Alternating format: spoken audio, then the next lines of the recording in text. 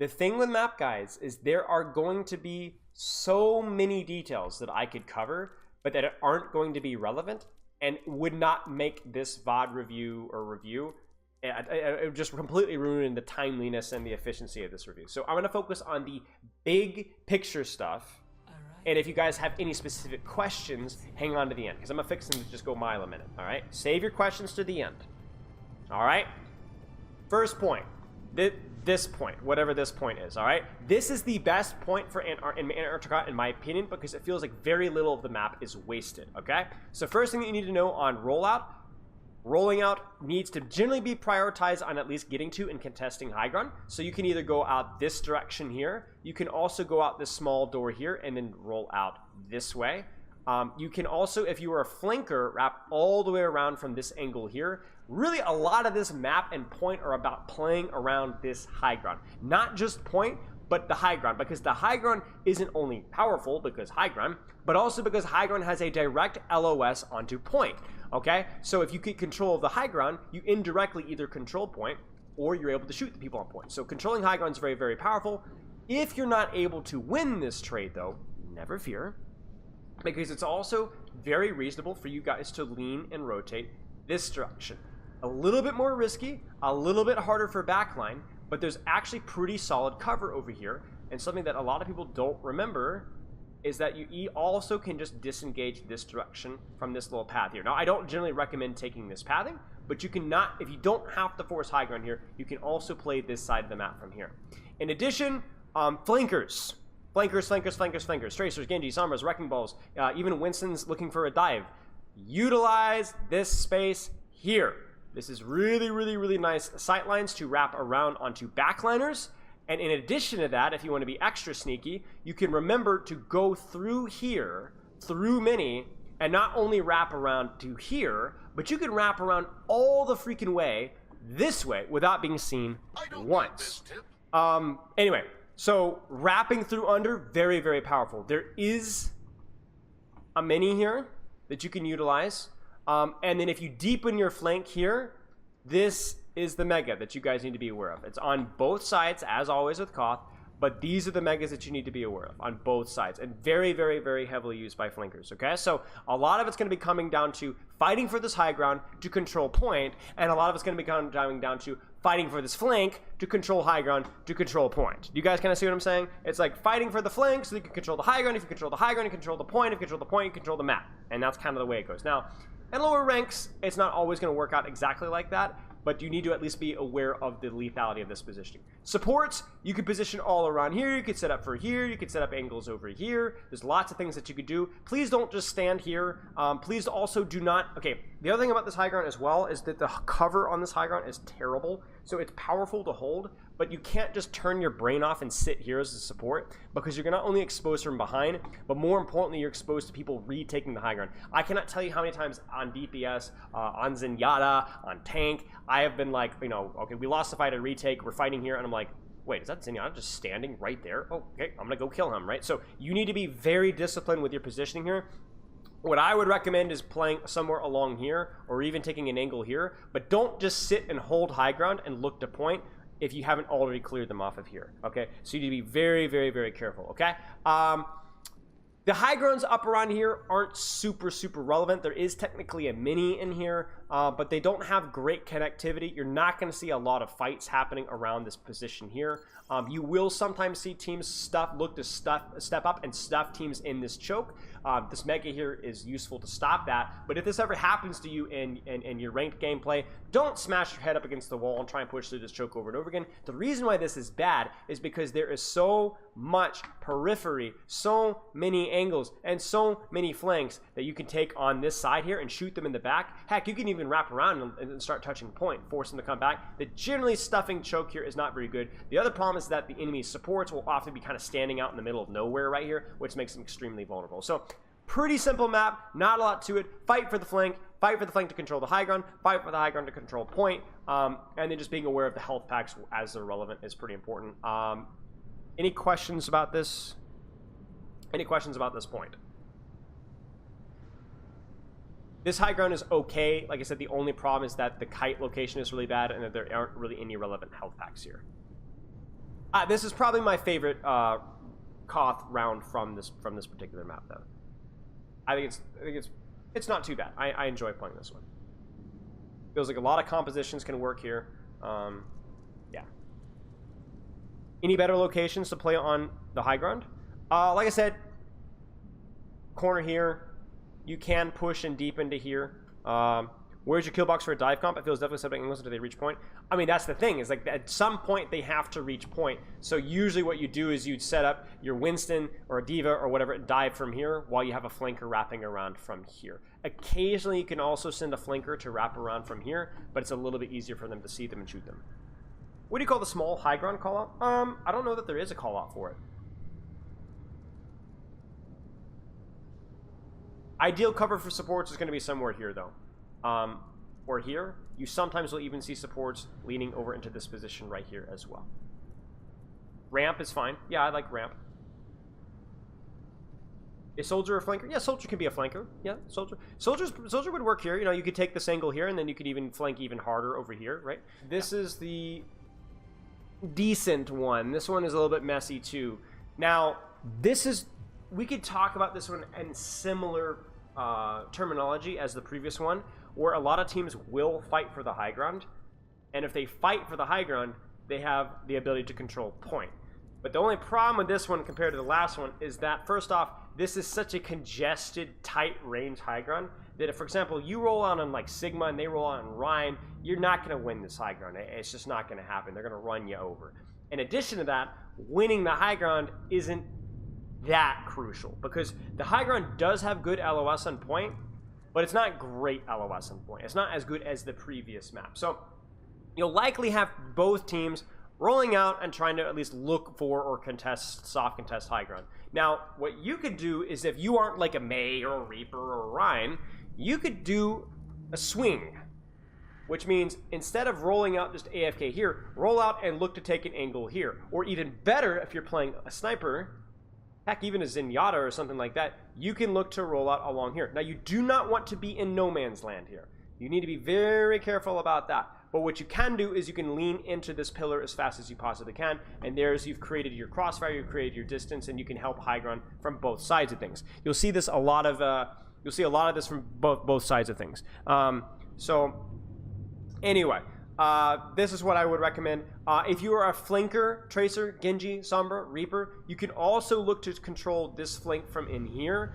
And this is similar to the previous point, whereas if you have like a good flanker presence here, that can really help you to win this high ground, which then can kind of help you to control point. And for rollout, your best rollout option is through here. So you want to go out of spawn doors, and you're going to immediately lean up and over the snow path, cut through here, and then there you go. There is a mega in here. There is also a mini back here, probably one of the least used health packs on the entire map, but it is something to be aware of. And you also can bisect back towards point this direction, so be very aware of that. Now keep in mind, that does wrap around to a little window behind, but more importantly, that wraps around behind to their backline eventually. So you'll see sometimes that if you were playing a flanker, highly recommended. How to play Zen on this map. Yeah, this is a brutal one. This is a brutal one. A lot of the things with Antarctica, this is a common theme of the map, is longer sightlines, but ugly long sightlines. For example, you'll see a lot of spam compositions, even an owl, or longer sightline comps. They won't even roll out high ground. What they'll do is they'll roll out here, and they will roll out towards this building through here, and then set up here. And they'll set up their sightlines on here, and you can set up a little crossfire over here. There's a mega health pack, or excuse me, mini health pack back here, but you have like a little bit of a crossfire, a couple of sightlines from here. And this makes it so that you have this big, wide, open void, right? That's very difficult for the brawl comp. So if you're playing a spam comp, most ranked teams are just going to roll out high regardless. However, don't feel terrible if you don't win this fight for high ground. You can just swing wide and control point. You can even swing all the way right side and look to control space on this side. In terms of health packs, this is pretty naked out here. There's a mini over here. I'm trying to think. There's a mega on either side and behind the iceberg, or the ice block right here. Okay.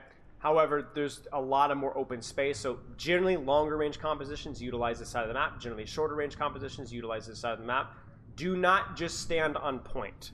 Point, just like the previous round, is extremely exposed to not only the flank over here, but also the flank over here. So please be aware of that. How do you feel about coaster flankers? I like coaster flankers. I think it's good. The only problem with coaster flankers is the time to get there. So generally, by the time that your team has reached high ground, if you go immediately coast, like say even a tracer, right, you're going to be about here, which means either you quickly cut across, and this isn't a very good flank, or you gotta keep going.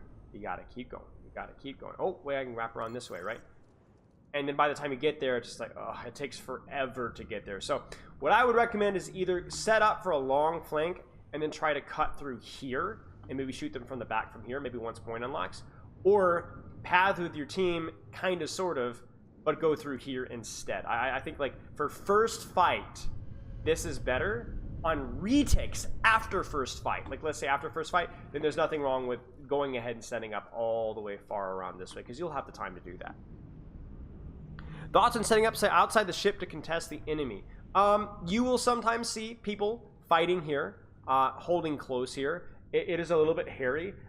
If this again happens to you, remember the same thing as the previous map. If people are like quote-unquote spawn holding you, you have a lot of the map, this side of the map to control from. There's a little mini over here. You can set up along here, right? You can also set up and look for flanks and angles along the left side. Remember, the weakness of KOTH is that if they take the fight to your spawn door, they're not, generally the fight will happen very quickly, and then you'll have the opportunity to cap, or you can wrap all the way around behind them and leverage point. Okay, any questions? Is this the worst high ground in the whole game? I mean, I wouldn't go as far to saying that, but it is one of the weaker ones.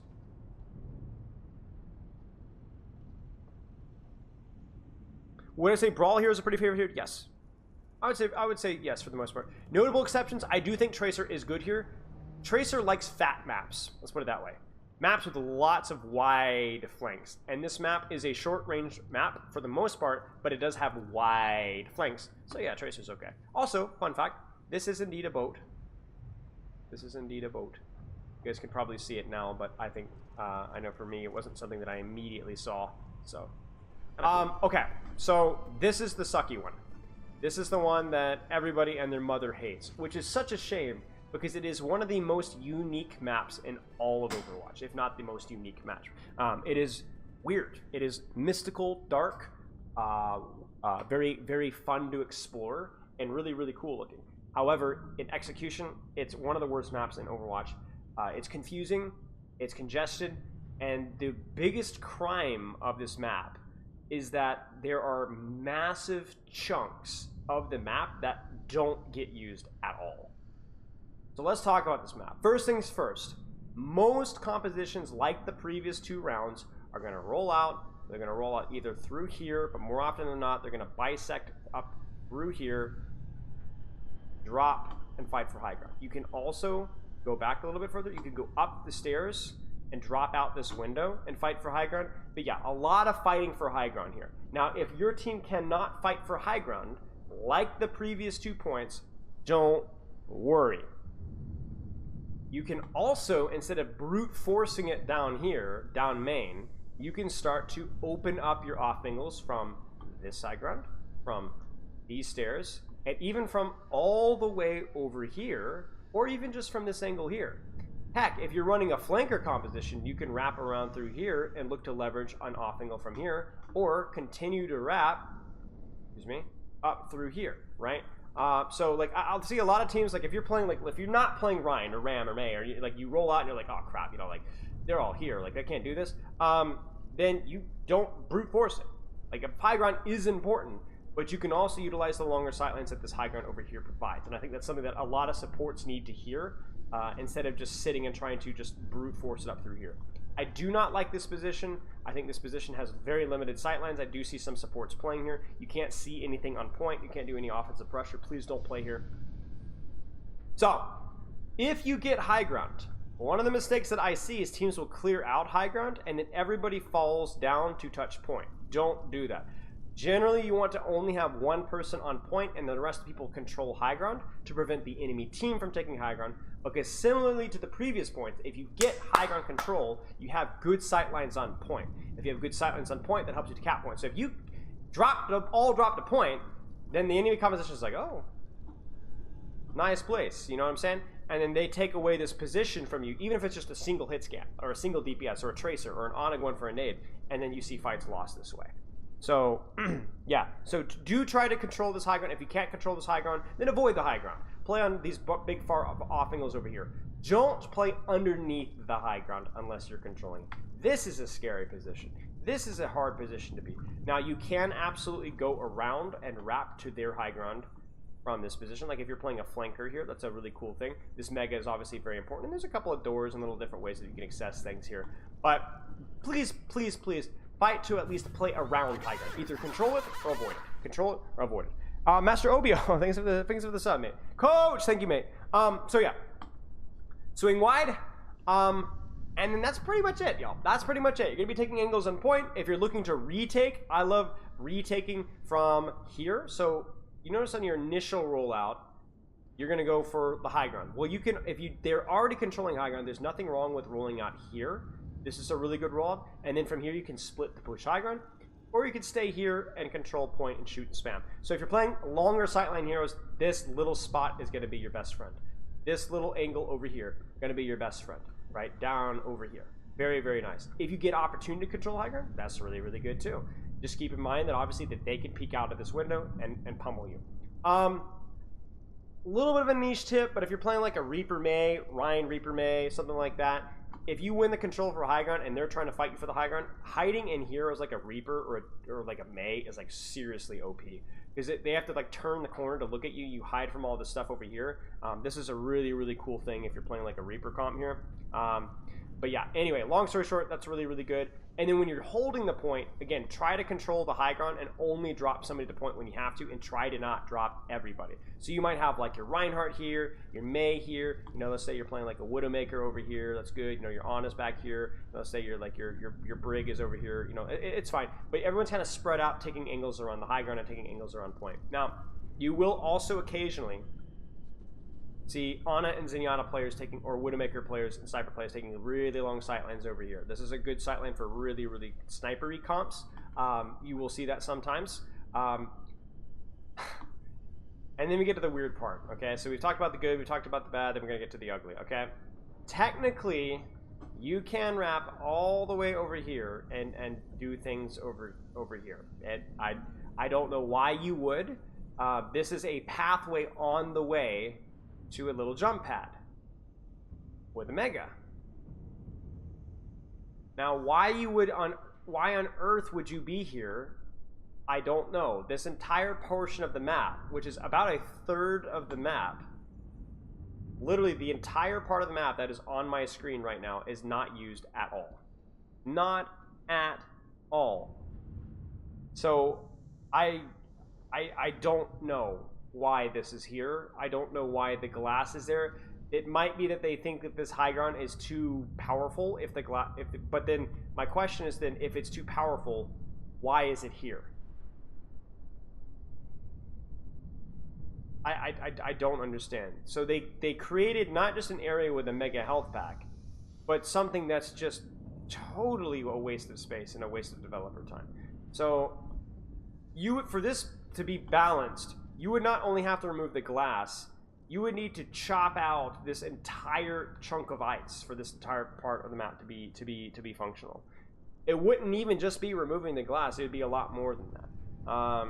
So yeah, be aware that this exists. Sombra players, Tracer players, if you're looking to set up some deep angles on the backline, you know, you could take the jump pad here, and you can wrap around pretty sneaky, but even that is just not very necessary. You can do the exact same thing from, you know, this little window here. You could do it from underneath the point. You could do it from this off angle over here. I don't understand. I've never seen such a waste of developer time on a map as I did on this map. It's bizarre. But yeah, anyway, that's Antarctica. Probably one of the worst KOTH maps in the game in terms of the amount of wasted space and clunky and awkward positioning, but also it's also visually a little bit painful, but very, very cool map, no pun intended. From a casual side of things, it is a very creative and interesting map. Any questions? Drink my Wawa. Man, I need food. Is there ever a reason why you'd use the jump pad in any scenario? Yeah, to get the mega faster. Let's say that you're like a ball player and you just came off of, you know, your stalling point, and you're like, oh crap, you zoom, boing, grab the mega, set back up again. What are you going to eat? I don't know yet. Any questions about the map as a whole?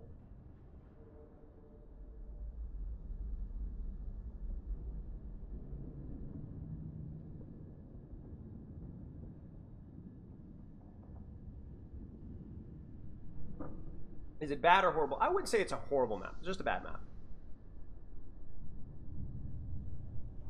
Fair enough, Rag. Appreciate it. What comps do you think is best on this one?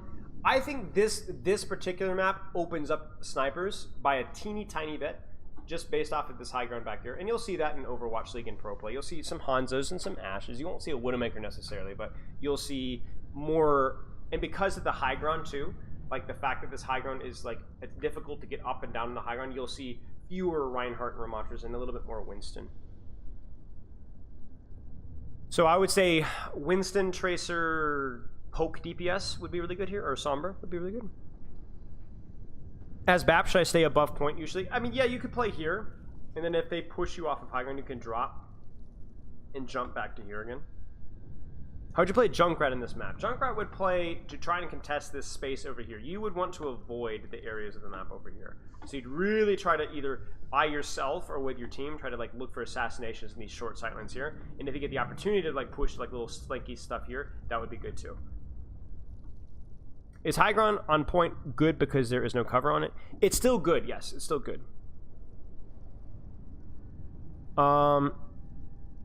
Is playing on the wall a good angle for snipers? On the wall, not as much, but yeah, on this wall, like in this area, yeah. Should the tank try to force point into enemy high ground control when you roll out wide and low ground? Yeah, so if you can't contest the high ground, then forcing point and making them drop is a good solution. Because you can hide from the high ground, kind of, sort of, if you're a tank. When you say control high ground, are you talking about tanks and longer sight DPS, or does it include, like, it includes flankers too, to an extent, but not as much. For you, controlling high ground as a flanker might mean that, like, maybe if you're a Genji, you're throwing some shurikens, get a fat deflect here. But then you might also be, like, to control high ground, might be a wall climb up to here, throw some shurikens, right? Or if you're Tracer, wrapping around and trying to contest their high ground from the back, you know? Any tips versus double hit scan as Tracer? Close the distance. Be sneaky.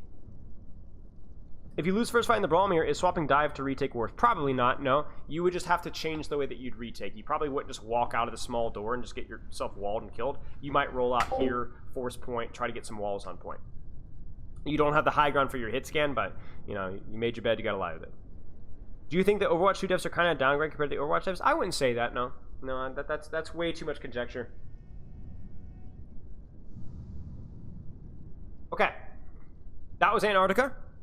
Hope that was able to help a little bit. The thing with map guides, as always, is that it is more about the couple of tips or tricks that you picked up and not about the overwhelmingly advice on how to play the map. That is just not reasonable. So I hope if nothing else, you learned a couple of small details that you can apply in your ranked games. That's the purpose of these guides. Trying to coach an entire map from a compositional standpoint is unbelievably difficult and really impossible. But if you just learn a couple of tips and tricks, then it was worth your time.